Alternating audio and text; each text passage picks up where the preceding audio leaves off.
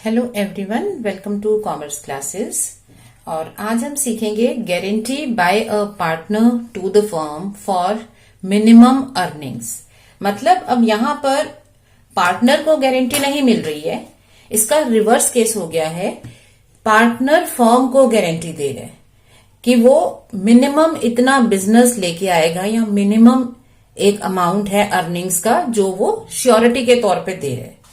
इस तरह की गारंटी यूजुअली कब होती है? जब आप अपने सेल्स मैनेजर को बिजनेस में लेके आते हैं। सेल्स मैनेजर रिस्पॉन्सिबल होता है सेल्स के लिए और मिनिमम अर्निंग्स के लिए। जब आप उसे बिजनेस में लेके आते हो तो कई बार वो गारंटी देता है कि हाँ, मैं इतना बिजनेस जरूर लेके आऊंगा। या फिर इस तरह की गारंटी एप्लीकेबल होती है सर्विस इंडस्ट्रीज में। जैसे 2-3 सीए चार्टर्ड अकाउंटेंट्स ने मिलकर अपनी फर्म खोल ली। अब एज एन इंडिविजुअल ऑल्सो वो लोग चार्टर्ड अकाउंटेंट का काम कर रहे हैं और इनकम अर्न कर रहे हैं। जब वो फर्म बना लेंगे तो वो मिल के काम करेंगे। हर कोई अपने कनेक्शन से बिजनेस में काम लेके आएगा, बिजनेस की अर्निंग्स लेके आएगा। यहां पर कई बार आपस में पार्टनर्स गारंटी दे देते हैं कि मिनिमम इतना बिजनेस मैं जरूर लेके आऊंगा अपनी फर्म के लिए। लाइकवाइज अगर कोई आईटी कंसल्टेंट है या मेडिकल कंसल्टेंट्स हैं, ठीक है। जब ये लोग सर्विस वाले लोग मिलकर अपना फर्म खोलते हैं या इस तरह के पर्सन को जब आप बिजनेस में लेके आते हो तो नॉर्मली गारंटी पार्टनर दे रहा होता है फर्म को कि वो मिनिमम इतना बिजनेस, इतनी अर्निंग्स फर्म को जरूर देगा। अब इस केस में क्या है, हमें ये चेक करना है कि वो गारंटी पार्टनर ने फुलफिल की है या नहीं। अगर उसने फुलफिल कर दी है तो फाइन विद अस। अगर उसने फुलफिल नहीं की है तो जितनी भी डेफिशिएंसी है वो पार्टनर फर्म को देगा। तो याद क्या रखना है? Number 1, guaranteed amount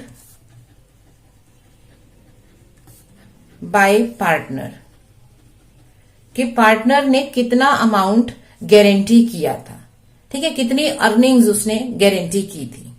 number 2, actual earnings, actual कितनी अर्निंग्स का अमाउंट है जो वो बिजनेस में लेके आए।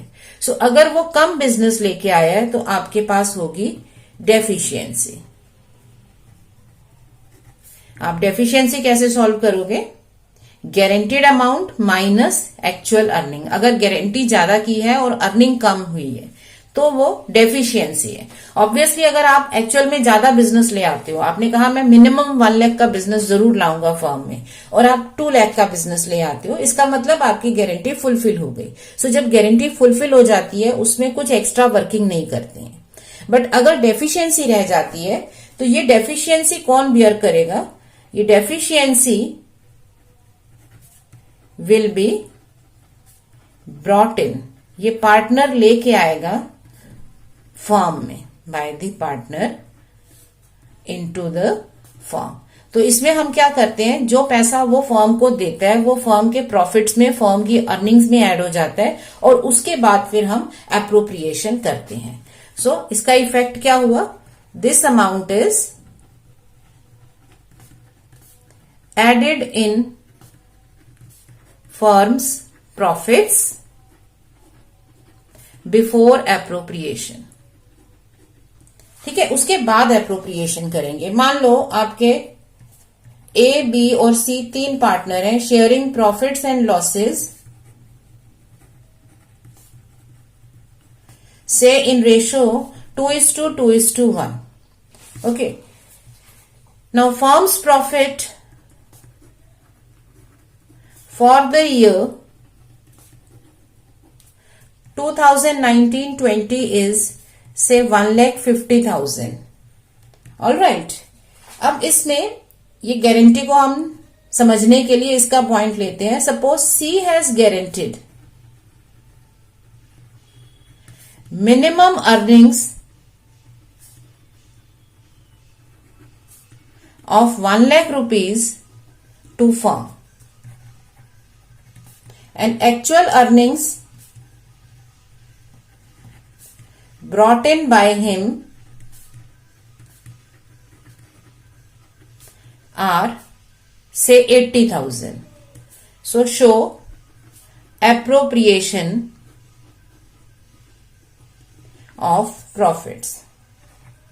अब इसमें सिर्फ समझने की बात है, इसमें लिखना प्रैक्टिकल में जो नोट वगैरह है वो ज्यादा कुछ नहीं है। आपको क्लियर दिख रहा है कि उसने गारंटी दी थी 1 लाख रुपीज ऑफ अर्निंग की।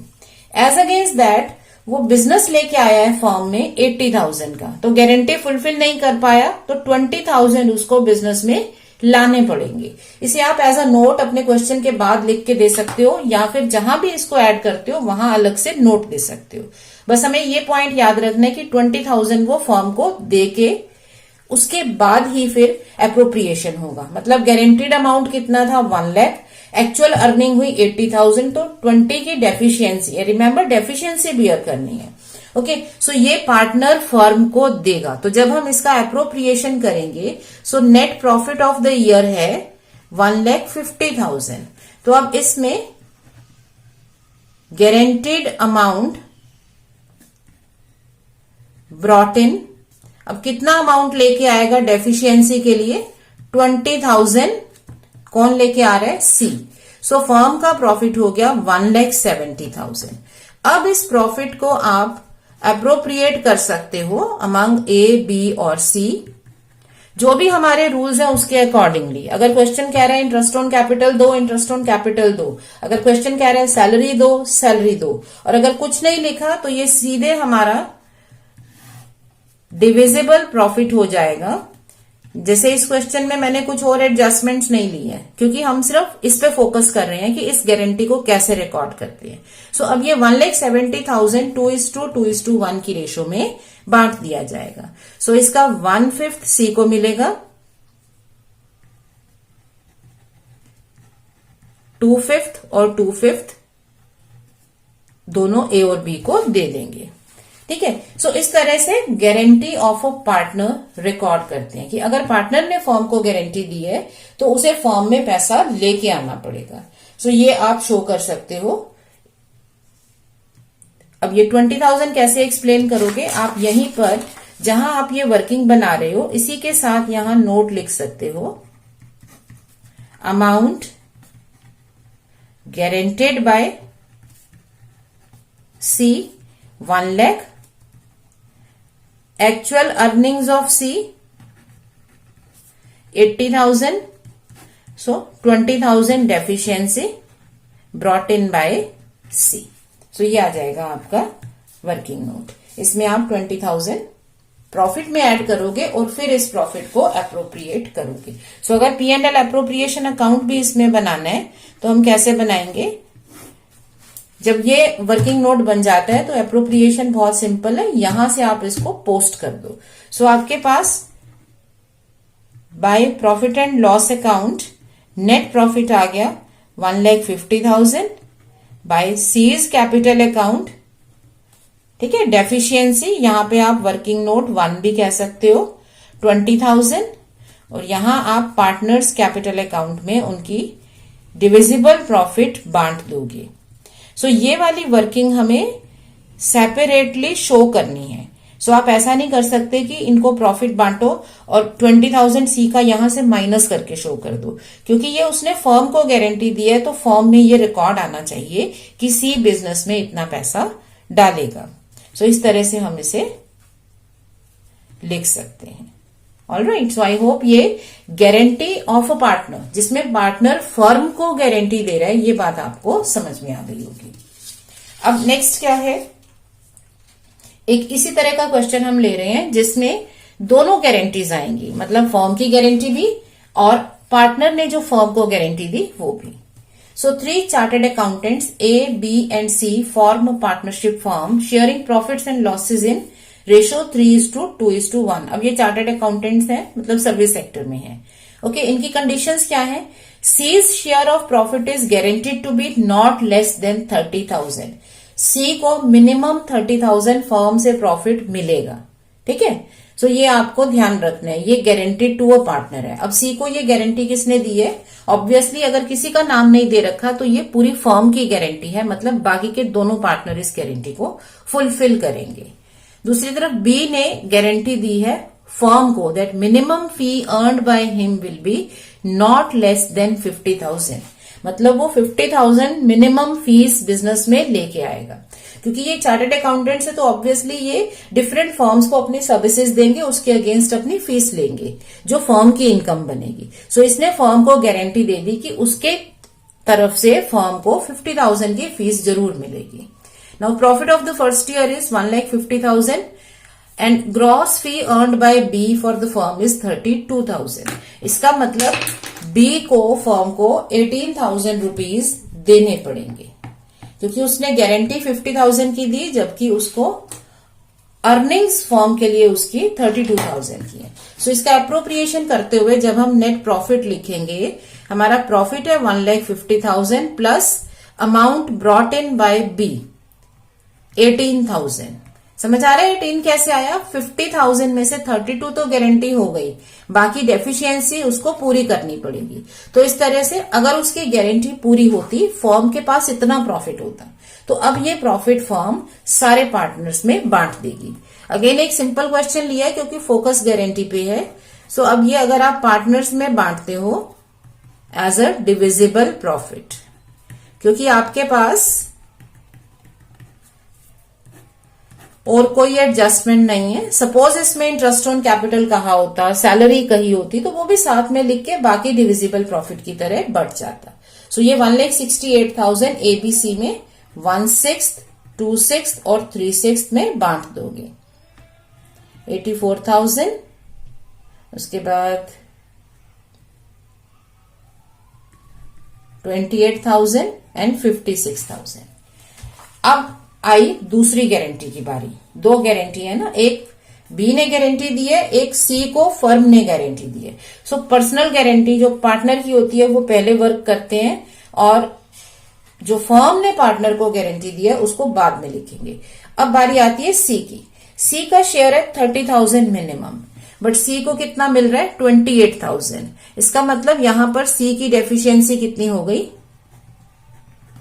2,000 रुपीज। उसको आपने 30,000 गारंटी किया था, उसको 28,000 मिल रहा है। सो उसको 2,000 और मिलना चाहिए। सो अब ये कौन पूरा करेगा? क्योंकि ये सी को गारंटी दी है तो बाकी के दोनों पार्टनर मिलके इसको पूरा करेंगे। कैसे देंगे? Given by A and B in 3:2 ratio. तो 3:2 रेशो, 3/5 2/5 रेशो में ए और बी दे देंगे। सो आप कैसे लिखोगे? C's share in profit 28,000, guaranteed profit 30,000। So deficiency आ गई 2,000। अब ये बियर करेगा to be borne by A and B in 3:2 ratio. So A share in deficiency कितना हो जाएगा? 2,000 इंटू 3/5 और बी को कितनी डेफिशिएंसी देनी पड़ेगी? 2,000 इंटू 2/5। अब रेशो ये हिस्सा कट गया, सो 3:2 बच गया। ठीक है। सो कई स्टूडेंट्स ऐसे मिस्टेक कर देते हैं कि 3:6:2:6 जो डिनोमिनेटर होता है रेशो का वो हमेशा रेशो पे बेस्ड होता है।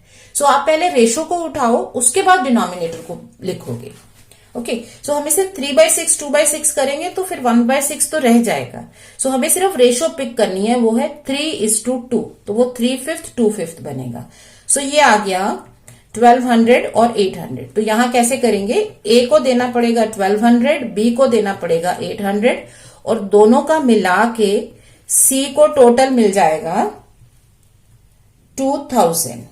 ठीक है। सो उसका शेयर हो जाएगा 30,000। सो ये है जब दोनों गारंटी हैं। पार्टनर जब गारंटी देता है उसकी वर्किंग बहुत सिंपल है।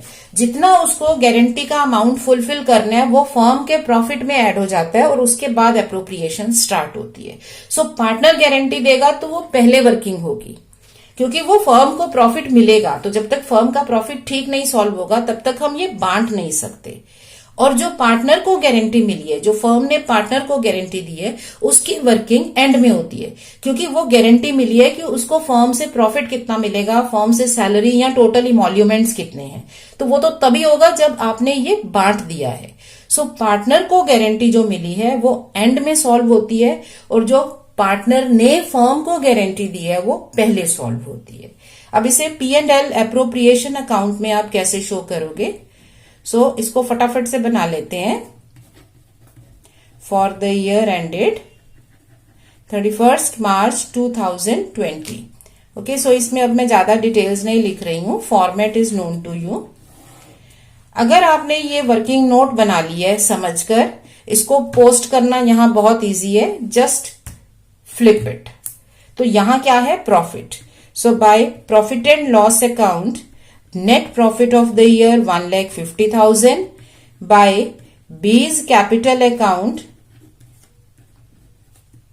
Deficiency in his earnings. ये आप यहां भी लिख सकते हो, 50,000 minus 32,000। Okay, guaranteed earnings 50,000, actual earnings 32,000।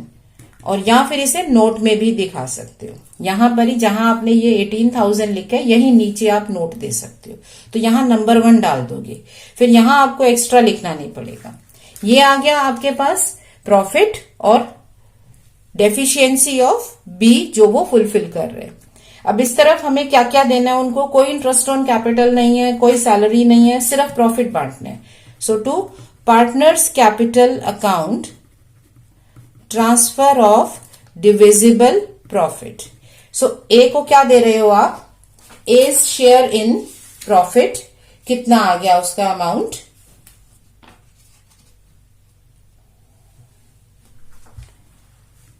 सो ए के कैपिटल में शिफ्ट होगा 84,000 लेस डेफिशिएंसी ऑफ सी 1200। ठीक है, तो अब उसको नेट मिल गया 82,800। बी के कैपिटल में जाएगा 56,000 less deficiency of C 800, so 55,200।